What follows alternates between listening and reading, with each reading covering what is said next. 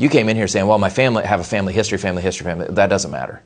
Family history, genetics mean very little in your overall health. They only have about a 20% effect on your health. That was proved by the Human Genome Study years ago, that it's your environment that drives most of it. Things you eat, things you think, where you live, stuff in your system, like that's the stuff that drives your genetics. Your epigenetics, or how you express your genes, you can kind of control that by doing all the right things.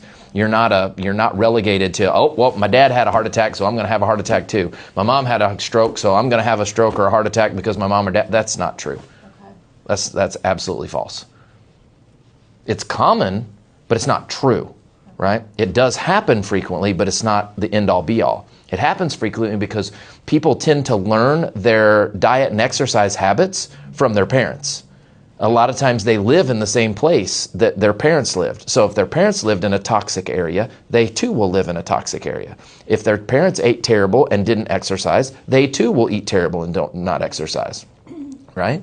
If their parents smoked, they're more likely to smoke. If their parents drank, they're more likely to drink. That gets wishy-washy with alcoholism. If their parent was an alcoholic, they may or may not drink at all. That's different. Right. But diet, exercise, smoking status is, that's a habit that you learn from your parents, or a style that you learn from your parents. And that's why you see heart attack after heart attack after heart attack after heart attack in families, because they're just sickly people. Yeah. They're not taking care of themselves. They have zero personal responsibility at that point. And that's the hard part. That's the biggest thing with health, is no one wants to actually take personal responsibility. You did, but the vast majority of people don't actually want to say, yeah, I'm the reason that I am in the situation that I'm in. It's choices that I made. No one wants to take that responsibility. And when they finally get sick enough, and they finally do, then they realize, oh, shit, I have got a mountain to climb. It's climbable.